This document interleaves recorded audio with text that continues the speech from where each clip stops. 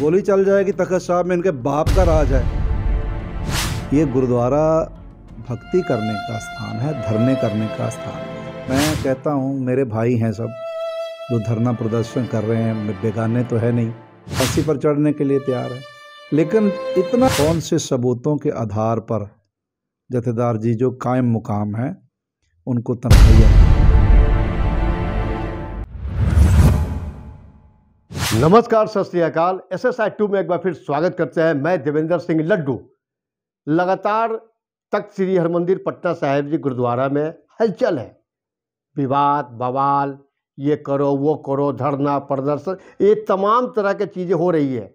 वजह जानिए, वजह है ज्ञानी रणजीत सिंह गौहर मस्किन का। जथेदार थे, अब उनको हटाने के लिए लगातार कयास लगाई जा रही है, धरना प्रदर्शन भी हो रही है। उस धरना प्रदर्शन में मैं भी गया, वहाँ तमाम तरह के हलचलें हुई, बड़े प्रशासनिक पदाधिकारी भी आए और ये पूरे जब आप देखेंगे तो पूरे गुरुद्वारा तख्त साहिब में रण क्षेत्र में तब्दील होते होते बचा है। इस बीच मैंने बहुत कोशिश किया, पक्ष विपक्ष रखना हमारा धर्म होता है, कर्तव्य बनता है। हमारे साथ जो शख्स बैठे हुए हैं वो कोई अनजान शख्स नहीं है, लोग जानते हैं उन्हें, रणजीत सिंह गौहर मस्किन। सत श्री अकाल बाबा जी। वाहिगुरू जी का खालसा, वाहिगुरू जी की फतेह। बाबा जी, अब तमाम तरह के विवाद में आप घिरे हुए हैं, क्या कहना चाहेंगे? मेरे से तो कोई विवाद है नहीं। अब खामखा कोई विवाद मर्जी पैदा करे तो उसकी मर्जी है, कितने करते रहो। विवाद तो लोग श्री राम पर भी करते हैं, विवाद किस पर नहीं करते? अवतारों पर, देवताओं पर, भगवान पर, सब पर विवाद करते हैं। मैं तो एक आम इंसान हूँ, मुझ पर कर दिया तो क्या बड़ी बात है। जिनका काम ही है विवाद पैदा करना, वो करते रहेंगे। कब उन्होंने नहीं किया? कौन से युग में नहीं किया जो आज नया कर रहे हैं जी। और ये कि और सवाल है कि पंच प्यारे द्वारा जो आपको तनख्वाह घोषित किया, उसके बावजूद पाठ कर रहे हैं, इसकी वजह? क्योंकि पांच प्यारों का फैसला रहा ही नहीं, नल एंड वॉइड हो गया। ये कोई वोटों की गिनती तो है नहीं, ये तो हमारे धर्म का एक सर्वोच्च सिद्धांत है। अगर उनमें एक की भी असहमति है तो फिर वो पांच का फैसला नहीं रह जाता। और इसमें तो पांच प्यारों में जो 2 सिंह साहिबान शामिल थे, उन्होंने बाकायदा लिखती रूप में दिया है और वो तख्त साहब के ऑफिस में रिसीव भी हुआ है, उस पर मोहर लगी हुई है। उन्होंने कहा कि कोई भी आरोप साबित नहीं हुआ है। तो कुछ ने तो वो इस के लायक ही नहीं थे, इस पोजीशन में ही नहीं है कि वो जवाब दे पाते।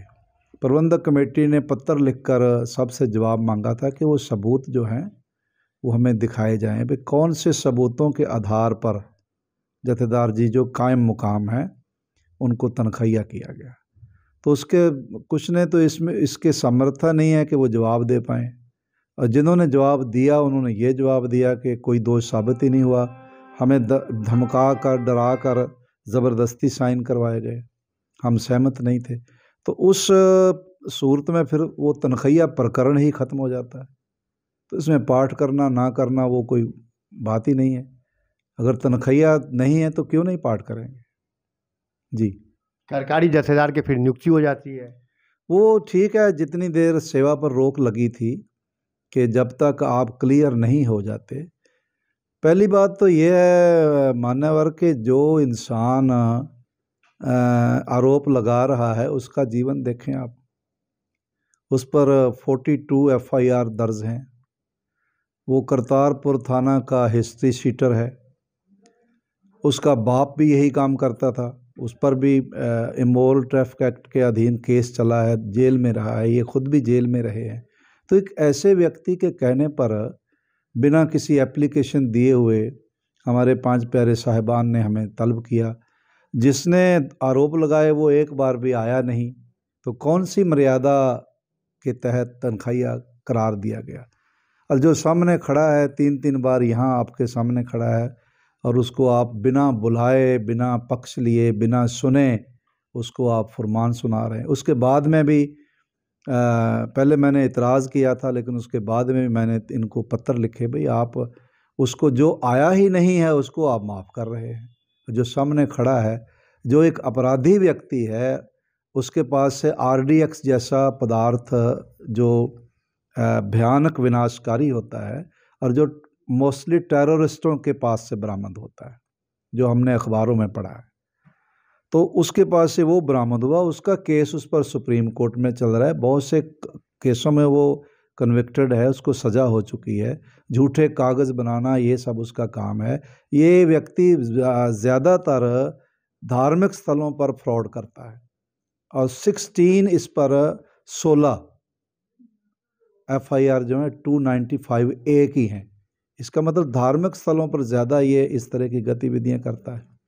तो ऐसे व्यक्ति के कहने पर आपने एक तख्त के एक स्थापित जत्थेदार और हेड ग्रंथी पटना साहब, आपने ये नहीं देखा, चलो व्यक्ति की बात छोड़ो, आपने तो गुरु गोविंद सिंह जी का तख्त भी नहीं देखा कि जिस गुरु गोविंद सिंह महाराज जी ने सिक्खी का हमें ये स्वरूप दिया, हमें ID दी, अपने बच्चों को शहीद करवाया, उस गुरु गोविंद सिंह के जन्म स्थान के हेड ग्रंथी को आपने तनख्वाहिया किया है।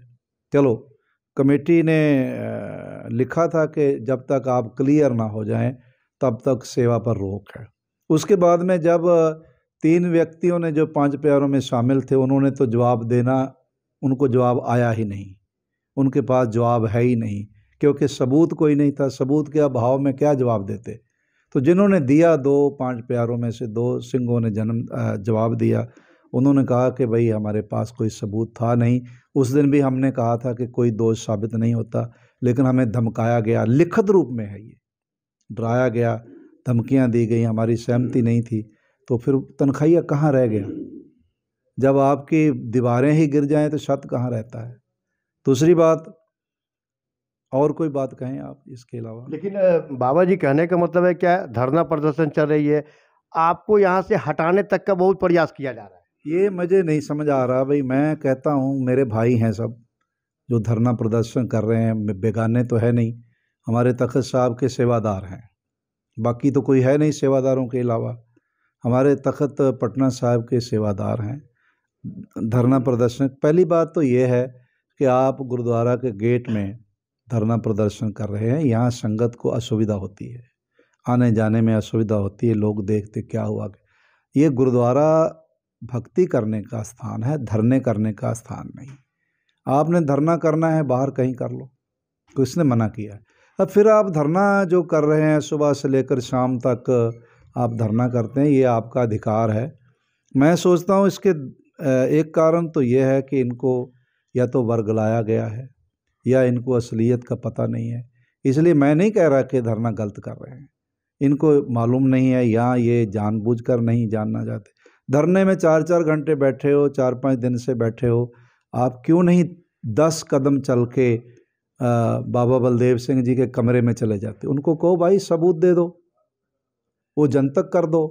अगर हम कहीं दोषी हैं तो हम खुद हाथ जोड़ देंगे कि भाई हम तो दोषी हैं, हमें जो सज़ा देनी है दे लो, धार्मिक सज़ा देनी धार्मिक सज़ा दे लो, सामाजिक सज़ा देनी है सामाजिक सज़ा दे लो, कानूनन सज़ा देनी है कानूनन दे दो, हम फांसी पर चढ़ने के लिए तैयार हैं।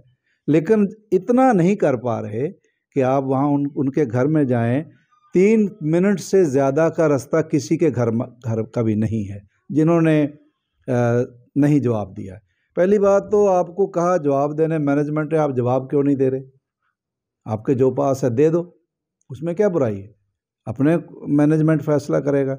जब आपने बयान नहीं दिया तो 2 ने उसमें से बोल दिया कि झूठा था, कोई सज़ा नहीं, कोई तनख्वाह नहीं, कोई जो है इनके रीज़न नहीं है जो तनख्वाहिया किया जाए।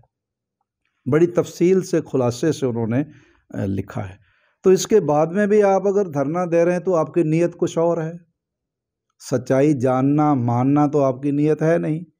आप क्यों नहीं उनसे जवाब ले लेते? भाई लाओ, मैं खुद चैलेंज कर रहा हूँ, मेरे भाई हैं, कोई बच्चों जैसा है, कोई भाइयों जैसा है, कोई माता पिता जैसा है। मैं बड़े सम्मानपूर्वक इनको कहता हूँ, सेवादारों को जो धरना दे रहे हैं, कि भाई आप धरना देने का इतना कष्ट क्यों कर रहे हैं?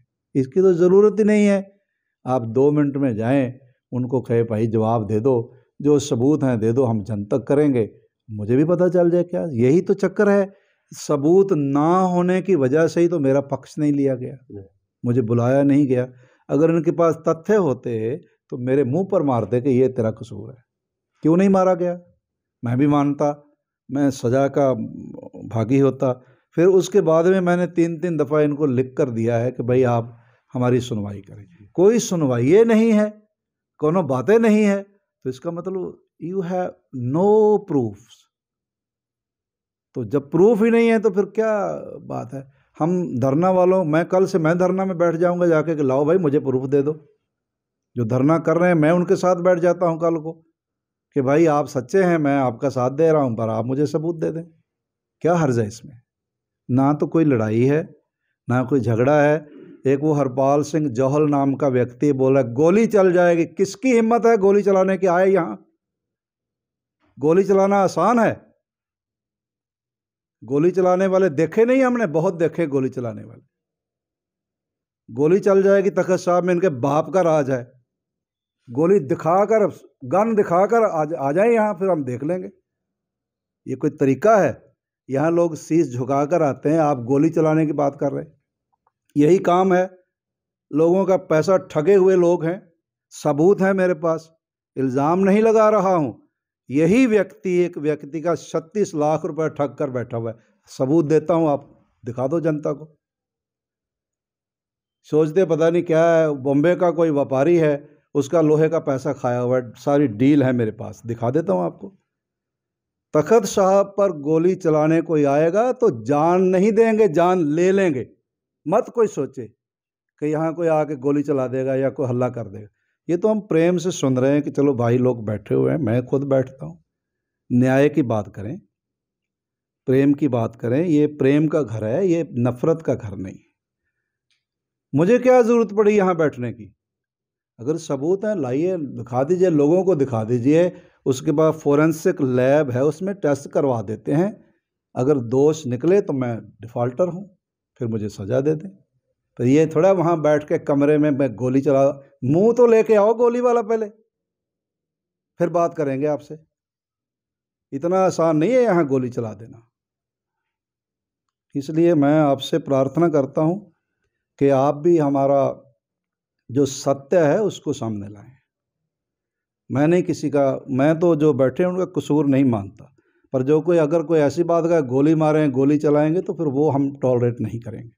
उसके लिए हम प्रशासन के पास जाएंगे, सरकार के पास जाएंगे और इन पर केस करेंगे। छोड़ेंगे थोड़ी। गुरु गोविंद सिंह के घर में गोली की धौंस देते हैं, पता नहीं क्या कहाँ से आ जाते हैं ऐसे लोग, ना तीनों में, ना तेरों में, ना टोकरी के बेरों में, और आकर बातें करते यहाँ।